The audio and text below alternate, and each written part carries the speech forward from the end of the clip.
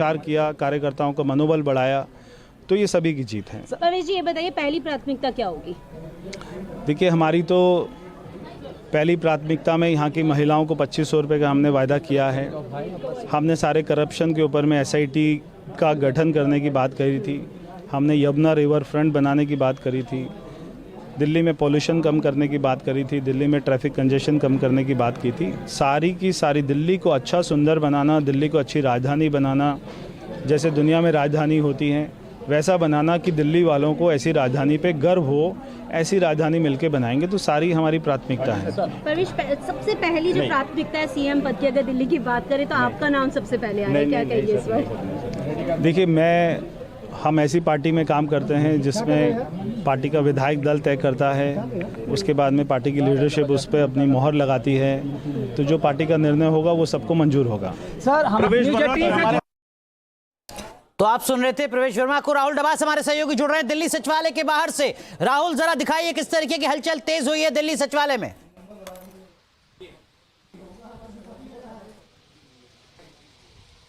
अनुराग, फिलहाल की स्थिति की बात करें, रविवार और शनिवार को बंद होता है दिल्ली सचिवालय, लेकिन आज हलचल अलग तरीके से है। बैरिकेडिंग जो आमतौर पर होती थी उससे ज़्यादा अब लगा दी गई है और ये साफ तौर पर निर्देश दिए गए हैं। हालांकि कोई लिखित निर्देश नहीं है जो हमारी लोगों से अनौपचारिक तौर पर बात हुई, लेकिन ये ज़रूर कहा गया है कि किसी को भी अंदर से किसी फाइल को लाने या ले जाने की इजाज़त नहीं होगी। फाइल छोड़िए, अगर हार्ड ड्राइव, पेन ड्राइव या किसी भी तरह के कोई डॉक्यूमेंटेशन है तो उस डॉक्यूमेंटेशन को भी अंदर से बाहर ले जाने की इजाजत नहीं होगी। यानी कोई भी मूवमेंट, कोई भी ऑर्डर की कॉपी, कोई भी फाइल अब मूव नहीं की जा सकती है। दिल्ली पुलिस, आप देख सकते हैं किस तरीके से यहाँ पे मुस्तैद है और दिल्ली पुलिस वैसे भी यहाँ पर पूरी सुरक्षा की जिम्मेवारी लेती है। लेकिन जो अलिखित तौर पर कहा गया है वो साफ तौर पर यह है कि चाहे इलेक्ट्रॉनिक हो या फिर पेपर हो या फिर फाइल हो, किसी भी तरह के डॉक्यूमेंट्स को लाने या ले जाने की अनुमति नहीं है। तो ये एक बड़ा ऑर्डर आया है और इसके बाद से आप देख सकते हैं कि यहाँ पे हलचल बहुत तेज हो गई है और यहाँ पर किसी भी अधिकारी को अंदर जाने की अनुमति नहीं दी गई है। तो साफ तौर पर एक तरीके से ये मान के चला जा सकता है कि अलिखित तौर पर, लेकिन इस पूरे सचिवालय को सील किया गया। इलेक्ट्रॉनिक एविडेंस हो, फाइल हो, पेपर कटिंग हो, किसी भी चीज़ को बाहर नहीं ले जाया जा सकता। पूरी तरह से बैरिकेडिंग, मैं चाहूँगा एक बार तस्वीर में दोबारा दिखाइए कि पूरे जो मेन गेट है उसकी बैरिकेडिंग की गई है, जहाँ से अधिकारी आते हैं, जैसे मीडिया पर्सन्स को आगे जाने की अनुमति है। लेकिन क्योंकि आज छुट्टी है इसलिए मीडिया पर्सन्स को भी अंदर जाने की अनुमति नहीं दी जा रही है। फर्स्ट फ्लोर होता है जहाँ पे कैबिनेट की बैठक की जाती है दिल्ली सचिवालय के अंदर। फर्स्ट फ्लोर पर कैबिनेट की बैठक हो या फिर जो मंत्रियों के अपने रूम्स होते हैं, उन रूम्स के अंदर भी अब किसी को कोई फाइल लाने या ले जाने की अनुमति नहीं दी गई है। यानी किसी तरह का कोई फेर बदल ना हो पाए, इस चीज़ को अब पुख्ता किया जा रहा है दिल्ली पुलिस की तरफ से। जी अनुराग, तो दिल्ली पुलिस की तरफ से तैयारियां तेज हो चुके हैं। हमारे तमाम सहयोगी भी हमारे साथ जुड़े हुए हैं। मोहित बख्शी आम आदमी पार्टी के दफ्तर के बाहर और साथ ही साथ मधुरेंद्र दिल्ली प्रदेश कार्यालय के अंदर मौजूद हैं। लेकिन मोहित बख्शी, ये जिस तरीके का आदेश दिया गया है सचिवालय को लेकर, इससे तो और ज्यादा कॉन्फिडेंस इस वक्त टूट रहा होगा आम आदमी पार्टी के उन तमाम नेताओं का जो सरकार का हिस्सा रहे।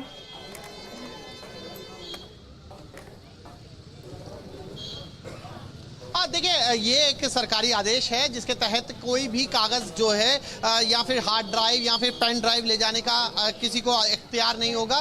वैसे भी क्योंकि अब दिल्ली सचिवालय सिर्फ मंत्री या फिर जो संबंधित अधिकारी हो सकते हैं या कार्यवाहक मुख्यमंत्री होते हैं वही जाते हैं। अब वो जाएंगे नहीं जाएंगे ये तो, लेकिन इतना जरूर है कि आदेश दे दिया है तो सख्ती से पालन जो उसका होगा।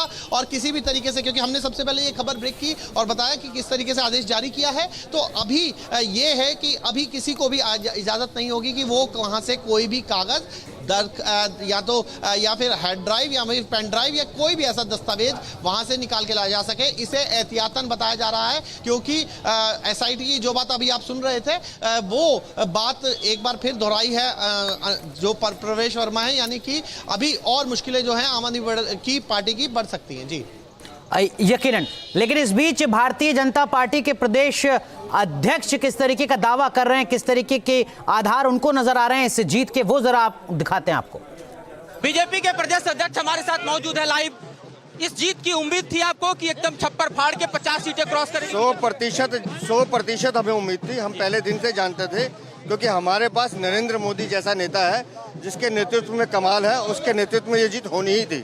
आम आदमी पार्टी का शीर्ष नेतृत्व जो है वो धराशायी हो गया है। खुद केजरीवाल चुनाव हार रहे हैं, मनीष सिसोदिया चुनाव हार चुके हैं, कालका जी की सीट जो है वो गंवा चुके हैं, उनके मुख्यमंत्री तमाम जो बड़े दिग्गज नेता हैं हार चुके हैं। जितने ये आप दिग्गज नेता कह रहे हैं वो सब भ्रष्टाचारी थे, भ्रष्टाचारियों को दिल्ली की जनता ने साफ कर दिया। किन फैक्टर्स पर मोदी का भरोसा सबसे बड़ा काम किया? क्या ऐसे फैक्टर्स रहे जो बीजेपी के लिए सबसे बड़े? मोदी जी का भरोसा सबसे बड़ा फैक्टर था और दिल्ली की जनता ने भ्रष्टाचार के खिलाफ वोट किया, मोदी के साथ वोट किया। आखिरी सवाल, किस तरह की सरकार देंगे? दिल्ली में किस तरह की सरकार देने की तैयारी होगी? दिल्ली में विकसित दिल्ली बनाने के लिए एक ऐसी सरकार देंगे जो दिल्ली के दर्द को समझे, दिल्ली के साथ काम।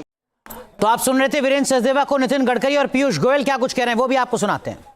ये दिल्ली की जनता ने जो विश्वास दिया है भारतीय जनता पार्टी पर वो बहुत महत्वपूर्ण है। पिछले अनेक सालों से दिल्ली के विकास में अनेक अड़चनें पैदा हुई थी।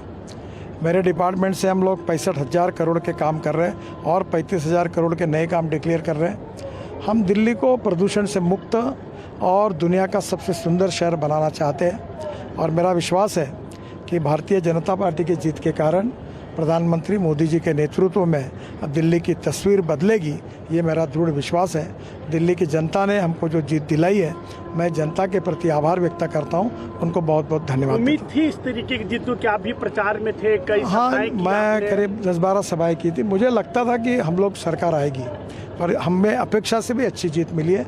जनता ने विश्वास जताया। एक तो जब मध्यम वर्ग को आप डिस्पोजेबल इनकम, उनकी जेब में पैसा और छोड़ते हैं, इनकम टैक्स में बड़ी राहत देते हैं, तो उससे कंजम्पशन से ग्रोथ को बहुत बड़ा फिलिप मिलता है, बहुत बड़ा प्रोत्साहन मिलता है।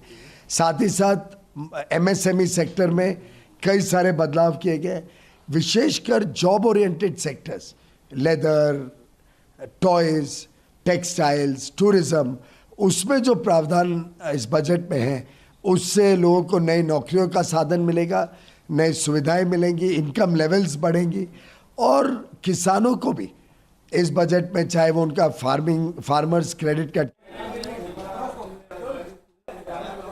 तो हमारे तमाम सहयोगी हमारे साथ जुड़े हुए हैं ग्राउंड जीरो से। मधुरेंद्र हमारे सहयोगी, साथ ही साथ राहुल डबास और मोहित बख्शी।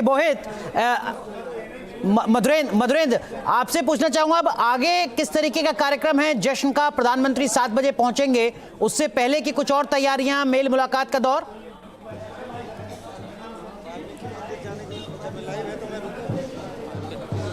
देखिए, बिल्कुल आगे का कार्यक्रम साफ तौर पे बताएं तो प्रधानमंत्री 7 बजे केंद्रीय कार्यालय पहुंचेंगे, लेकिन इस बीच जिस जश्न की तस्वीरों की आप बात कर रहे हैं, जरा वो हम दिखा देते हैं एक बार कैमरे के जरिए। देखिए किस तरह के जश्न और किस तरह से उत्साह में बीजेपी यहाँ पर लौरेज दिखाई दे रही है। आज होली का दिन है, आज उत्सव का दिन है, आज जश्न का दिन है और इस जश्न में तमाम पार्टी के नेता कार्यकर्ता शामिल हैं। भारी संख्या में जो नेता कार्यकर्ता पहुंच रहे हैं। आगे किस तरह के कार्यक्रम की उम्मीद है?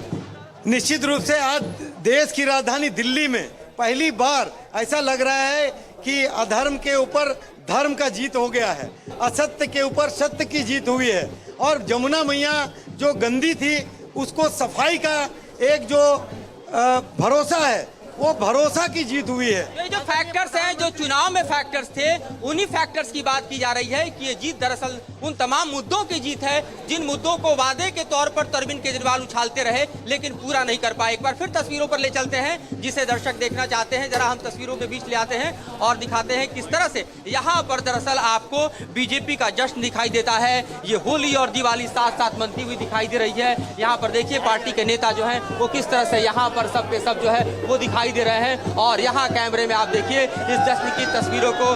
ये तस्वीर आपको बता रही है कि जीत कितनी बड़ी है, कितनी बड़ी जीत, बहुत बड़ी जीत है।